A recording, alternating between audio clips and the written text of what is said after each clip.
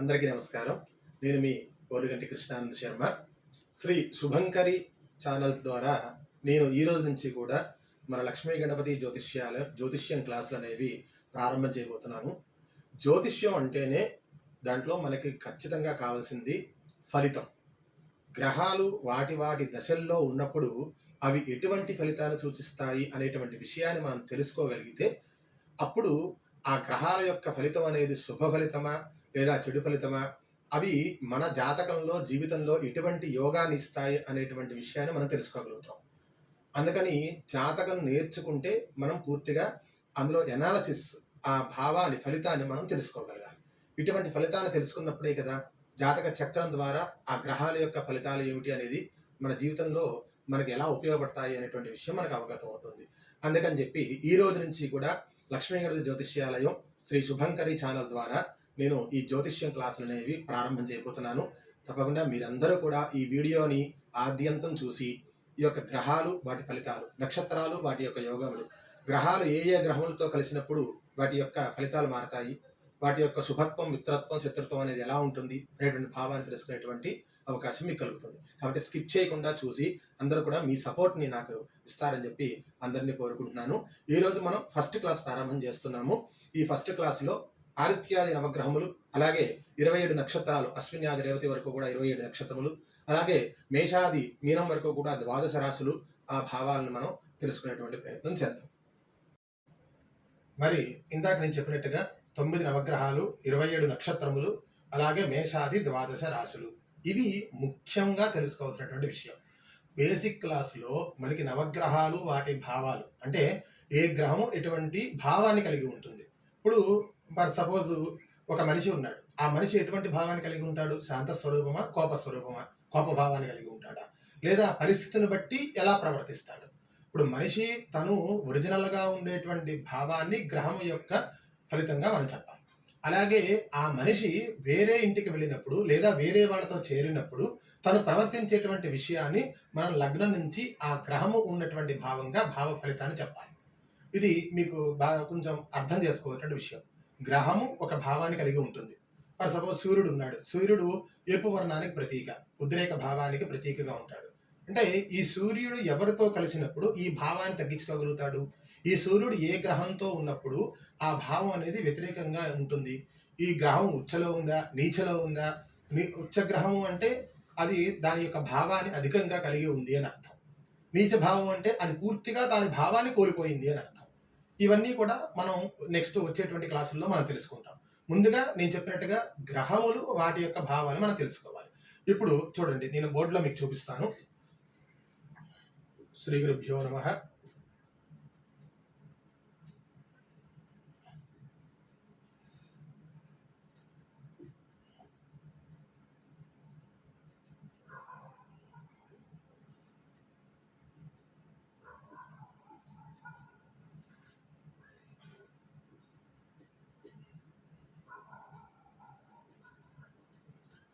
శ్రీ గురుభ్యో నమః. శ్రీ శుభంకరి ఛానల్. ఇప్పుడు మనం ఫస్ట్ క్లాస్ అనేది మనం తెలుసుకుంటున్నాం. ఈరోజు ఫస్ట్ క్లాస్ శ్రీ లక్ష్మీ గణపతి జ్యోతిష్యాలయం.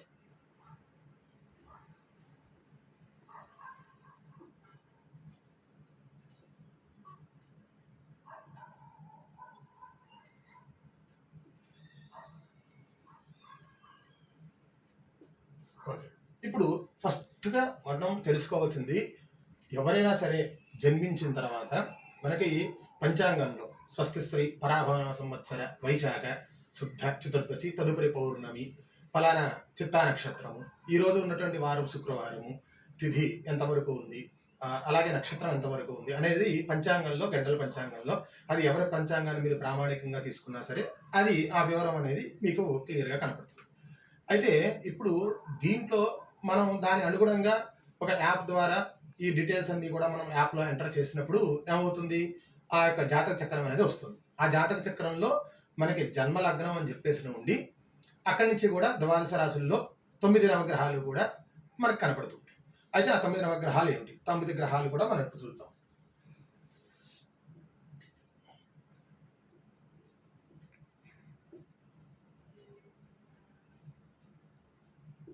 నవగ్రహములు. మొట్టమొదటిగా ఇప్పుడు ఫస్ట్ గ్రహం రవి. రవి లేదా సూర్యుడు. సూర్యుడు మొట్టమొదటిగా మనకి నవగ్రహాలకు అధిపతి ఆయనే. అలాగే గ్రహనాయకుడిగా కూడా మనం సూర్యుడిని చెప్తాం కదా. ఇప్పుడు రవి మొట్టమొదటి గ్రహం. ఇప్పుడు ఈ రవి వచ్చేటువంటి ఫలితం ఏమిటి?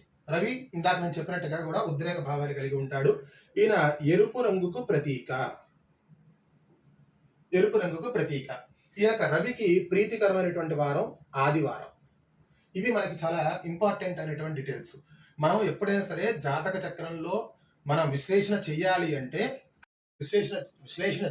అంటే ఖచ్చితంగా గ్రహం యొక్క భావం ఏంటనేది మనం ఖచ్చితంగా చూడాలి. కాబట్టి ఏంటంటే రవి అంటే సూర్యుడు ఎరుపు రంగు సూచిస్తాడు ఈయన. అలాగే ఆదివారం ఈయనకి ప్రీతికరమైనటువంటి వారం. అట్లాగే రవికి ధరించాల్సినటువంటి ఆ యొక్క రత్నం ఏమిటంటే కెంపు. ఇక్కడ వరకు ఇప్పుడు తెలుసుకుందాం.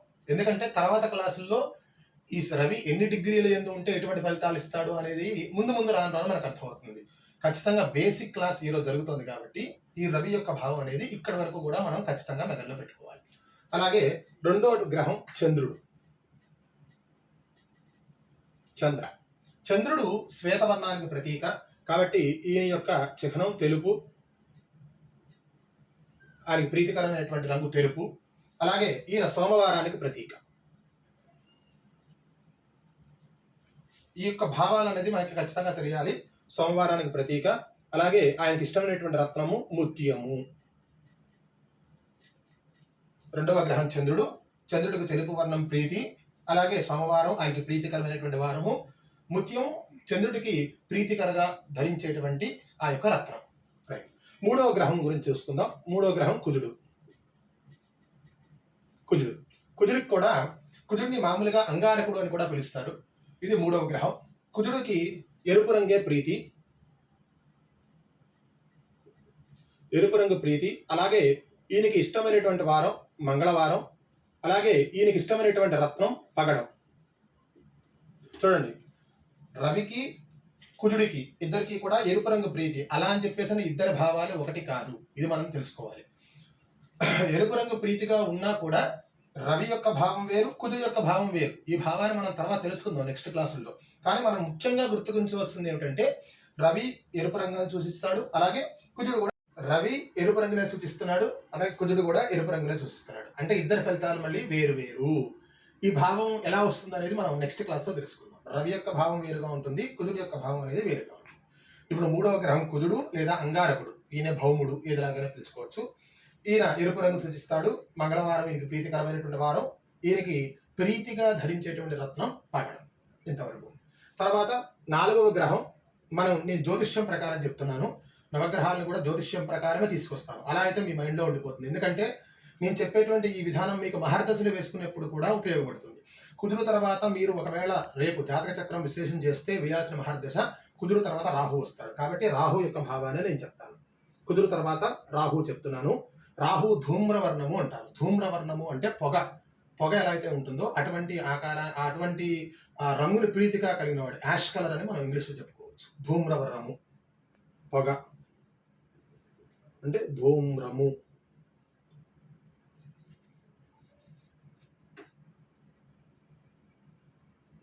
ధూమ్రవర్ణం పొగ రంగులో ఆయనకి ప్రీతి. అలాగే ఈయన ప్రీతికరమైనటువంటి రోజు మంగళవారము. అలాగే రాహువుకి ప్రీతికరమైనటువంటి రత్నం గోమేధికం.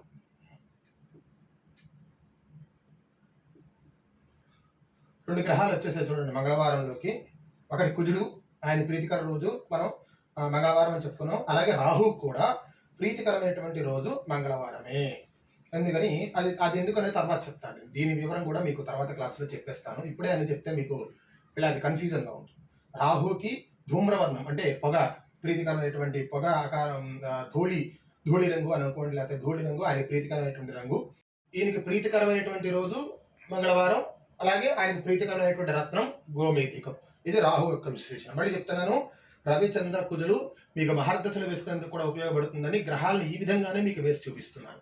ఎందుకంటే రవిచంద్ర కుజ బుధ గురు శుక్ర శని రాహుకేతువులు ఇత్యాదిగా నవగ్రహాలను చెప్తారు మామూలుగా.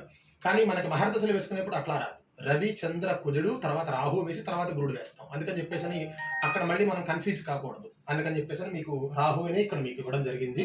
ఇది పొరపాటు ఏం కాదు, మీకు గుర్తుండిపోతుందని నేను చేసేటువంటి చిన్న ప్రయత్నం. రాహు తర్వాత గురుడు. గురుడు ఈ గురుడు ఈయనకి ప్రీతికరమైనటువంటి రంగు కనకవర్ణం లేదా పసుపు. అలాగే ఈయనకి ప్రీతికరమైనటువంటి వారం గురువారం. అలాగే ఈయనకి అత్యంత ప్రీతికరమైనటువంటి రత్నం కనకపుష్యరాగం.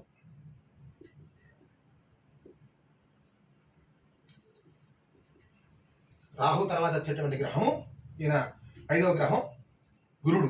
ఈయన బృహస్పతి అంటారు. ఈ బృహస్పతి కనకవర్ణానికి ప్రతీక. పశువును చూసిస్తారు కానీ కనకవర్ణమే మనం చెప్పుకోవాలి. అలాగే గురువారం ఆయనకు ప్రీతికరమైనటువంటి వారం, కనకపుష్యరాగం ఆయనకు ప్రీతికరమైనటువంటి రత్నం. ఇది గురుడు యొక్క విశ్లేషణ. అలాగే తర్వాత వచ్చేటువంటి గ్రహం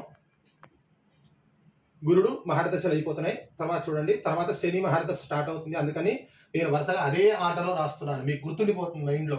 ఈ పట్టిక ఉందంటే మహర్దశలు వేసేటప్పుడు కూడా మీకు గుర్తుంటుంది. సో ఇది శని, గురుడు తర్వాత శని. ఓకేనా? శని నీలవర్ణానికి ప్రతీక. అలాగే ఈయనకి ఇష్టమైనటువంటి రోజు శనివారం. అలాగే ఈయనకి ఇష్టమైనటువంటి రత్నము నీలం. చాలా ఈజీగా ఈయనకి శనికి నీలవర్ణం ఆయనకి సూచించేటువంటి రంగు. అలాగే వారం ప్రీతికరమైన వారం శనివారం. అలాగే ఆయనకి ప్రీతికరంగా ధరించేటువంటి రత్నము నీలం రత్నం ధరించాలి. వీటి ఇంగ్లీష్ పేరు కూడా మీకు చెప్తాను, ముందు రాసేసి పూర్తి చేశాక. తర్వాత శని తర్వాత వచ్చేటువంటి నెక్స్ట్ గ్రహం బుధుడు. ఈ ఆర్డర్ గుర్తుపెట్టుకోండి. ఈ ఆర్డర్ మనకి మహర్దశలు వేసేప్పుడు కూడా చాలా బాగా ఉపయోగపడుతుంది. శని తర్వాత బుధ మహర్దశ వస్తుంది. సరే బుధుడు అనుకోండి, ఇంకో గ్రహం. శని తర్వాత వచ్చేటువంటి గ్రహం బుధుడు. ఈ బుధుడు ఈయనకి ప్రీతికరమైనటువంటి రంగు ఏమిటంటే ఆకుపచ్చ.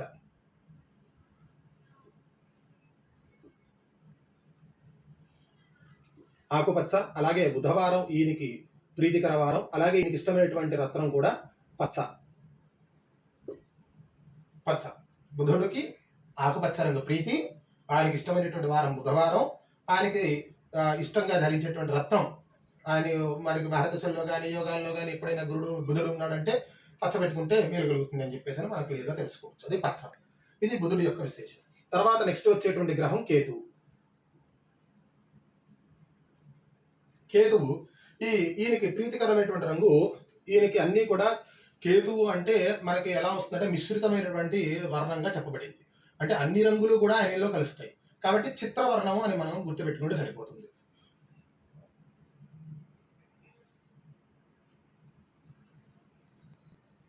చిత్రవర్ణం. అలాగే కేతుకు ప్రీతికరమైనటువంటి రోజు శుక్రవారం. అలాగే ఈకి మేలు కలిగేటువంటి రత్నం వైఢూర్యం.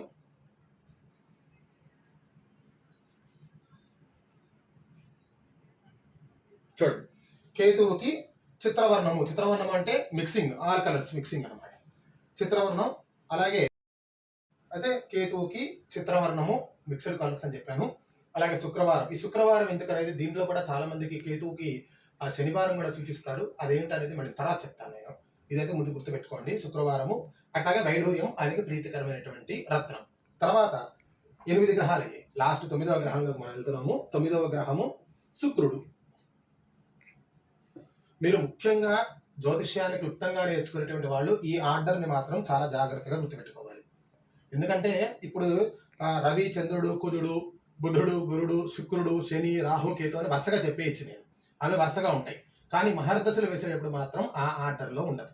రవి చంద్ర కుజుల తర్వాత నెక్స్ట్ మహర్దశ రాహు మహర్దశ, తర్వాత గురు మహర్దశ, తర్వాత శని మహర్దశ, తర్వాత బుధుడు, తర్వాత కేతువు, తర్వాత శుక్రుడుగా ఉంటుంది. మళ్ళీ ఇక్కడ మనం వరుసగా అలా చేసుకుని అక్కడ మహర్దశలు వేసేటప్పుడు కన్ఫ్యూజ్ కాకుండా ఉండాలి అంటే మనం ఈ ఆర్డర్ కనుక గుర్తుపెట్టుకున్నాం అనుకోండి, బేసిక్ క్లాస్ నుంచి మనకేమవుతుందంటే ఎలా గుర్తుపెట్టుకున్నా ఈ ఆర్డర్ మన మనసులో ఉండిపోతుంది. కాబట్టి మహర్దశలు వేసేటప్పుడు మనకి చాలా ఈజీగా ఉంటుంది. అందుకని చెప్పేసి నేను ఈ ఆర్డర్లోనే చెప్తున్నాను. ఇదేం పొరపాటు కాదు, మళ్ళీ మీకు గుర్తు చేస్తున్నాను. 9వ గ్రహం శుక్రుడు. శుక్రుడికి ప్రీతికరమైనటువంటి రంగు తెలుపు. అలాగే ఈయనకి ప్రీతికరమైనటువంటి వారం శుక్రవారం. అలాగే ఈయనకి ప్రీతికరమైనటువంటి రత్నము వజ్రం. చూడండి, మనకి వరుసగా మనం చూసినట్టయితే అన్ని వారాలు కూడా కవర్ అయిపోతాయి. 9 నవగ్రహాల్లో ఆది సోమ మంగళ బుధ గురు శుక్ర శని చూసారా, అన్ని వారాలు కూడా కవర్ అయ్యి. అయితే ఒకటి ఏంటంటే ఇక్కడ శుక్రుడికి తెలుపు రంగు అయింది, అలాగే చంద్రుడికి కూడా తెలుపు రంగు అయింది. ఇదే కాంబినేషన్ చూడండి రవి కుజులకు కూడా ఇద్దరికి కూడా వచ్చింది కదా. కానీ ఈ కాంబినేషన్ వేరు, ఈ కాంబినేషన్ వేరు. ఏ గ్రహము వాటి యొక్క ఫలితాలని ఒకే విధంగా ఇవ్వదు, ఇది మనం తెలుసుకోవాలి. ఏ గ్రహమైనా సరే వాటి కాంబినేషన్స్ వర్ణాల విషయంలో, లేదా వాటి యొక్క వారాల విషయంలో, లేదా అవి ధరించేటువంటి రత్నాల విషయాల్లో ఒకటే విధంగా ఉన్నా కూడా వాటి ఫలితాల విషయంలో మాత్రం ఖచ్చితంగా తేడాలు ఉంటాయి. ఇది మాత్రం మనం గుర్తుపెట్టుకోవాలి. ఇది ఒక ఫోటో తీసేసుకోండి మీరు, మీకు ఇది ఎప్పటికి ఉపయోగపడుతుంది. రవి చంద్ర కుజ రాహు గురులు, శని బుధ కేతు శుక్రులు, ఇవి వాటి యొక్క గ్రహములు, వాటి వర్ణములు, వాటి ప్రీతికరమైనటువంటి వారములు, అలాగే వాటి కోసం ధరించాల్సినటువంటి రత్నములు. ఈ విధంగా మనం ముందు తెలుసుకుందాం. అది తర్వాత ఈ యొక్క నవగ్రహాలు అయిపోయిన తర్వాత మనం ముఖ్యంగా తెలుసుకోవాల్సినటువంటి నెక్స్ట్ కాన్సెప్ట్ నక్షత్రములు. ఈరోజు క్లాస్లో ఫస్ట్ క్లాస్లో నవగ్రహాలు, నక్షత్రాలు, అలాగే ద్వాదశాది మేషాది ద్వాదశ రాశుల గురించి నేను చెప్తానని ముందే మీకు తెలియజేశాను. కాబట్టి ముందుగా ఇది మాత్రం ఒక పేపర్ మీద రాసేసుకోండి. రాసేసుకుని ఇది ఎప్పటికీ ఉండాలి సుమా. దీని పక్కన కొంచెం ఖాళీ కూడా వదిలిపెట్టుకోండి. ఎందుకంటే ఇప్పుడు రవి వర్ణము, వారము, రత్నము తెలుసుకున్నాం. రవి ఎన్ని డిగ్రీలు ఎందు ఉంటే ఎటువంటి ఫలితాలు ఇస్తాడు అనేది రాబో క్లాసులో మనం తెలుసుకుంటాం. రవికి మిత్ర రాశులు ఏమిటి, రవి ఏ గ్రహంలో ఉన్నప్పుడు, ఏ స్థానంలో ఉన్నప్పుడు ఉచ్చ పొంది ఉంటాడు, రవి ఏ గ్రహంలో ఏ స్థానంలో ఉన్నప్పుడు నీచ పొంది ఉంటాడు అనేటువంటి విషయాన్ని రాబోయే క్లాసుల్లో మనం తెలుసుకుంటాం. కాబట్టి ఇది ఒక ఫస్ట్ క్లాస్లో ఈ పట్టికను మాత్రం మీరు కొంచెం ఉంచుకోండి. దీని పక్కన కొద్ది స్పేస్ కూడా ఉంచుకోండి. తద్వారా మీకు నెక్స్ట్ రాబోయే క్లాసుల్లో చెప్పిన వివరం ఇది అప్పుడు కంపేర్ చేసుకున్నప్పుడు కరెక్ట్గా ఒక పట్టిక కింద మీకు ఏర్పడిపోతుంది. తర్వాత నెక్స్ట్ నక్షత్రాల గురించి వెళ్దాం.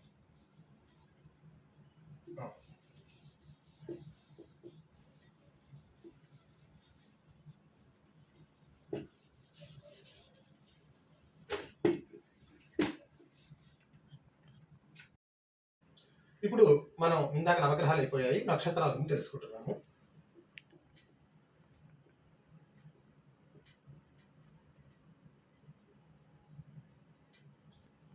నక్షత్రములు ముఖ్యంగా ఎవరు ఎప్పుడు ఏ తిథి, ఇందాక నేను చెప్పినట్టుగా ఈ సంవత్సరం ఈ ఫలానా ఋతువు, ఫలానా మాసం, ఫలానా డేట్లో అబ్బాయి పుట్టాడండి అంటే నక్షత్రం ఏంటని అడుగుతారు. ఇది ఇంపార్టెంట్. చూసారా, నక్షత్రం మీ అబ్బాయి నక్షత్రం ఏంటంటే ఆ నక్షత్రాన్ని బట్టి కూడా భావాన్ని చెప్పేటువంటి వాళ్ళు మేధావులు, చాలా పండితులు కూడా చాలా మంది ఉన్నారు.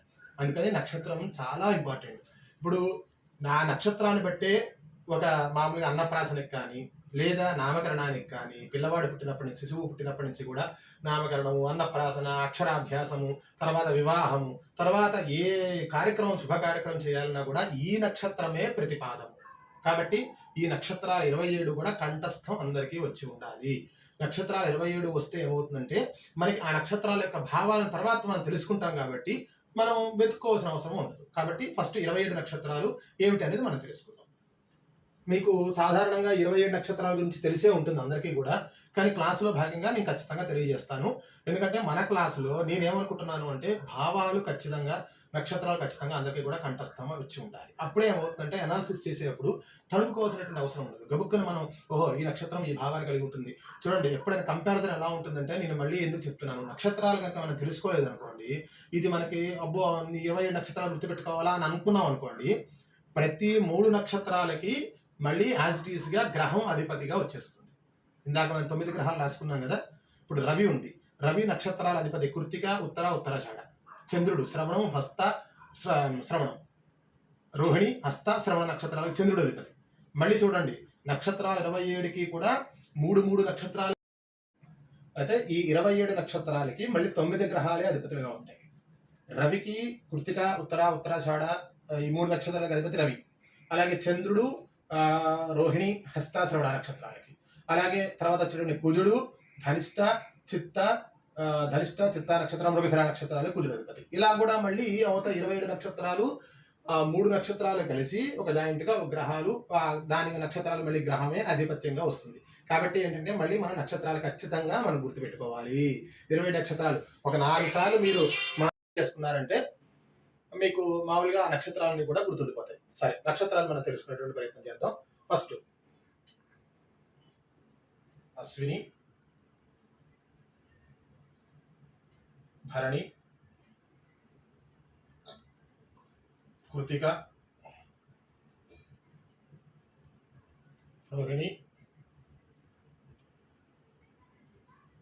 మృగశిర, ఆర్ద్ర, పునర్వసు, పుష్యమి, ఆశ్లేష. మొట్టమొదటి వరుసలో 9 నక్షత్రాలు వచ్చాయి. తర్వాత మఖ 10వ, పుబ్బ లేదా పూర్వ పల్గుని, ఉత్తర లేదా ఉత్తర పల్గుని, హస్త,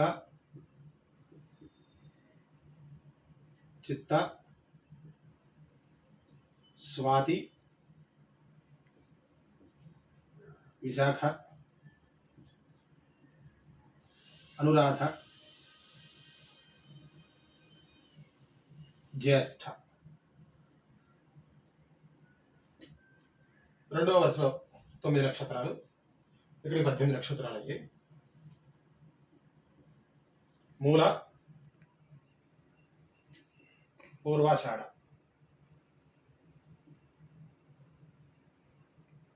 ఉత్తరాషాఢ,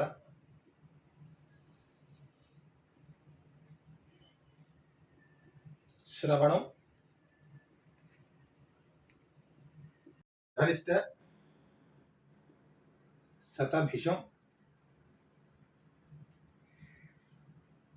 పూర్వాభాద్ర,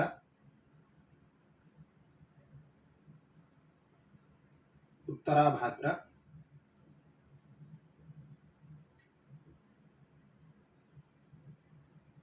రేవతి. మనం పరిగణలో తీసుకోవక్కర్లేని నక్షత్రం ఏంటంటే అభిజిత్.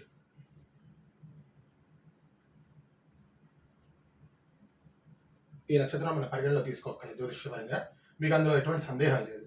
కేవలం ఈ 27 నక్షత్రాలు మాత్రం ఖచ్చితంగా మనం గుర్తుపెట్టుకోవాలి. చూడండి, మొట్టమొదటి 9 నక్షత్రాలు అశ్విని, భరణి, కృతిక, రోహిణి, మృగశిర, ఆర్ద్ర, పునర్వసు, పుష్యమి, ఆశ్లేష. తర్వాత 9 నక్షత్రాలు మఖ, పుబ్బ, ఉత్తర, హస్త, చిత్త, స్వాతి, విశాఖ, అనురాధ, జ్యేష్ఠ.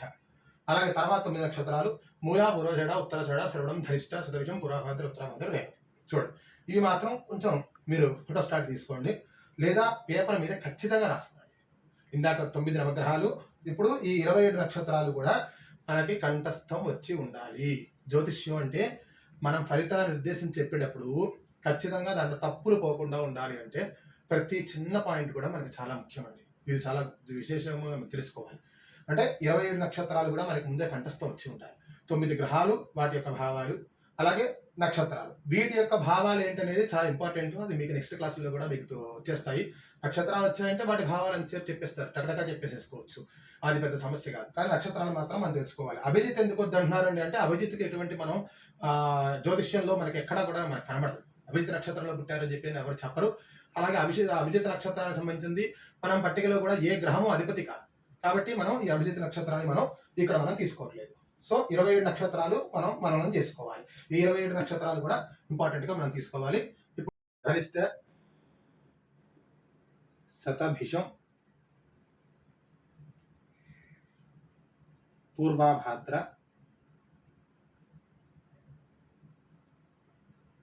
ఉత్తరాభాద్ర,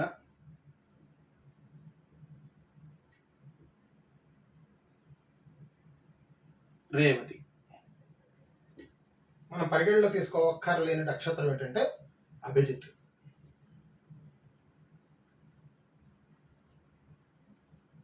ఈ నక్షత్రం మన పరిగణలో తీసుకోక్కర్లేదు జ్యోతిష్యపరంగా, మీకు అందులో ఎటువంటి సందేహం లేదు. కేవలం ఈ 27 నక్షత్రాలు మాత్రం ఖచ్చితంగా మనం గుర్తుపెట్టుకోవాలి. చూడండి, మొట్టమొదటి 9 నక్షత్రాలు అశ్విని, భరణి, కృతిక, రోహిణి, మృగశిర, ఆర్ద్ర, పునర్వసు, పుష్యమి, ఆశ్లేష.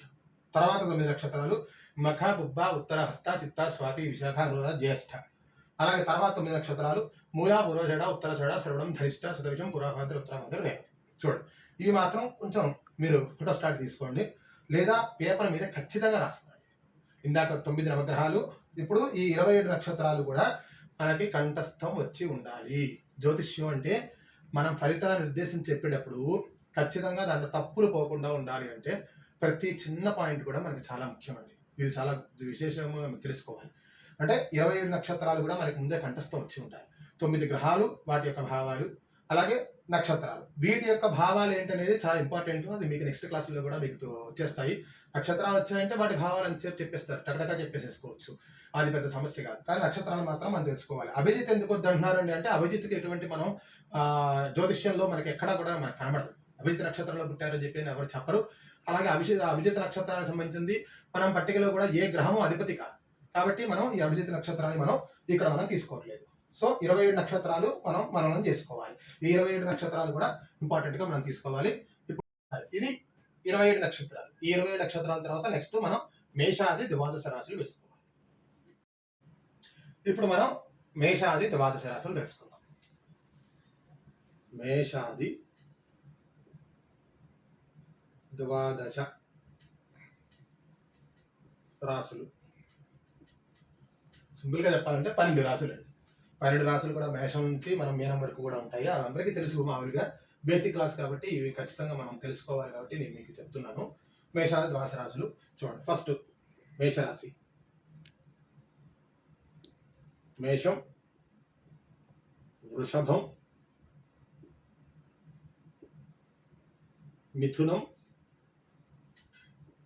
మిథునం,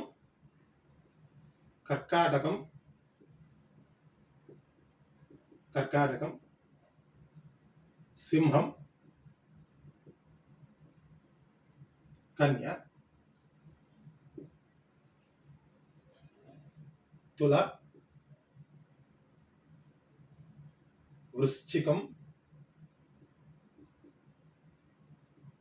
ధనుస్సు, మకరం, కుంభం, మీనం. మేషాది ద్వాదశ రాశులు. మేషరాశి, వృషభ రాశి, మిథునం, కర్కాటకం, సింహం, కన్య, తుల, వృశ్చికం, ధనుస్సు, మకరం, కుంభం, మీనం. ఇవే రాసులు అనుకోండి. మన పంచాంగాలు ఇచ్చేటువంటి రాసులు ఇవే లగ్నాలు కూడా. గుర్తుపెట్టుకోండి, మేషాది ద్వాదశ రాశులు ఇవే, మేషాది ద్వాదశ లగ్నాలు ఇవే. అంటే జనన కాలంలో మనం ఈరోజు తిథి, నక్షత్రం, ఫలానా సమయం ప్రకారం మనం డేట్ ఎంటర్ చేయగానే యాప్లో మనకి వచ్చేటువంటి ఫస్ట్ లగ్న చక్రము. సో ఇప్పుడు రాశిలో ఉన్న లగ్నాలు ఉన్న అవే. చక్రం ఓపెన్ చేయగానే మనకి వచ్చేది రాశి చక్రము లేదా భాచక్రము లేదా లగ్న చక్రము అంటారు కదా. వీటిల్లో స్వల్ప వ్యత్యాసం ఉంటుంది, అదేంటనేది మీకు తర్వాత క్లాస్లో చెప్తాను. కానీ మనం బాగా గుర్తుపెట్టుకోవాల్సినటువంటి విషయం ఏంటంటే ద్వాదశ రాశులు లేదా ద్వాదశ లగ్నాలు రెండు కూడా సేమ్. లగ్నము ఎప్పుడూ కూడా జన్మించినటువంటి సమయాన్ని బట్టి జాతకంలో మనం చూసేటువంటి పట్టికని జన్మ లగ్నము అంటారు. ఈ వర్డ్ గుర్తుపెట్టుకోండి. జాతకంలో మనం చూసేటువంటి రాశిలో ఉండేటువంటి గ్రహములు ఉంటాయి కదా, ఆ పట్టికని జన్మ లగ్నము అంటారు. ఓకే, అదే మనం నక్షత్రాలను బట్టి ఇందాక 27 నక్షత్రాలను చూసాం కదా, 27 నక్షత్రాలను బట్టి వచ్చేటువంటి ఆ యొక్క స్థితిని రాసులు అంటారు, మేష రాసులు అంటారు. లేదా మనం ఇంకా క్లియర్గా మీకు చెప్పాలి అంటే జన్మరాశి.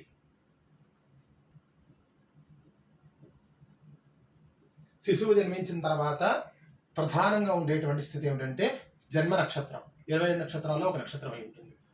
జన్మ తిథి, ఏ తిథి రోజున పుట్టాడు, ఆ 15 తిథులు ఏమిటో మనం తర్వాత చూద్దాం. ఆ 15 తిథులు ఉంటాయి. అలాగే తర్వాత జన్మరాశి. చూడండి, ఈ జన్మరాశి అనేది ఖచ్చితంగా వీటిల్లో ఒకటి ఉంటుంది. ఇది ఎలా వస్తుంది అనేది కూడా మీకు చెప్తాను తర్వాత. ఎలా చూడాలండి గురువుగారు అంటే తర్వాత మనం మీకు చెప్పే ప్రయత్నం చేస్తాం. తర్వాత జన్మలగ్నం.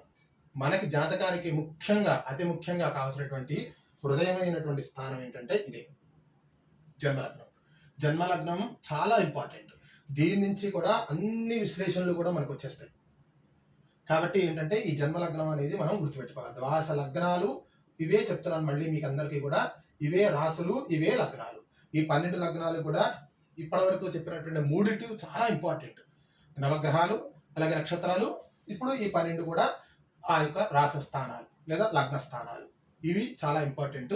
ఇవి నేను మళ్ళీ చెప్తాను, శిశువు జన్మించిన తర్వాత లేదా ఎవరైనా సరే జన్మించిన తర్వాత ముఖ్యంగా వాళ్ళు జన్మ రాశి ఏ రాశి అయిందో చూస్తారు, ఏ నక్షత్రం అయిందో, జన్మ నక్షత్రం.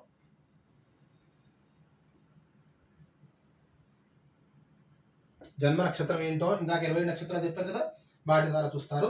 తర్వాత ఏ తిథి, జన్మ తిథి, పుట్టినటువంటి తిథి జన్మతిథి. ఆ తిథులు కూడా నేను చెప్తాను మీకు. జన్మ రాశి, జన్మ తిథి, జన్మ నక్షత్రము, రాశి, జన్మలగ్నం. జాతకానికి చాలా ఇంపార్టెంట్. మళ్ళీ చెప్తున్నాను, జన్మలగ్నం. ఇది మనం గుర్తుపెట్టుకోవాలి. జన్మలగ్నం ఏంటంటే మిథున లగ్నం అవ్వచ్చు, మకర లగ్నం అవ్వచ్చు, ఏదైనా అది ఎలా తెలుస్తుంది మనకంటే దాన్ని కూడా చెప్తాను నేను. ఆ ప్రతిదీ కూడా క్లియర్ విశ్లేషణ ఇస్తాను. మీరు కనుక ఎక్కడా మధ్యలో స్కిప్ చేయొద్దు. స్కిప్ చేయకుండా ఉంటే మీకు ప్రతి పాయింట్ కూడా వాల్యుబుల్గా మీకు తెలుస్తూ ఉంటుంది. ఈ రోజు మనం క్లాస్లో తెలుసుకున్నామండి. లక్ష్మీగణ జ్యోతిష్యాలయం శ్రీ శుభంకరి ఛానల్ ద్వారా మీకు తెలియజేస్తున్నాను. ఏంటంటే 9 నవగ్రహములు, అలాగే 27 నక్షత్రాలు, అలాగే 12 రాసులు, వాటి లగ్నములు, ఈ భావాలు మీకు నేను రేపటి క్లాస్లో తెలియజేస్తాను. ఇంపార్టెంట్ క్లాస్గా మీరు తీసుకొని అలాగే లైక్ చేసి సబ్స్క్రైబ్ చేస్తూ ప్రతిరోజు కూడా మా క్లాసుని మీరు వదిలిపెట్టకుండా చూస్తూ మీరు జ్యోతిష్యంలో ఉన్నటువంటి సందేహాలు ఏమైనా ఉన్నా కూడా మీరు తీర్చుకుంటూ అనాలిసిస్ని చక్కగా నేర్చుకుని ఒకరికి ఉపయోగపడుతూ మీ జాతకాలు కూడా మీరు తెలుసుకుంటూ ఉంటారని కోరుతున్నాము. నేను మీ ఓరిగంటి కృష్ణానంద శర్మ. అందరికీ నమస్కారం.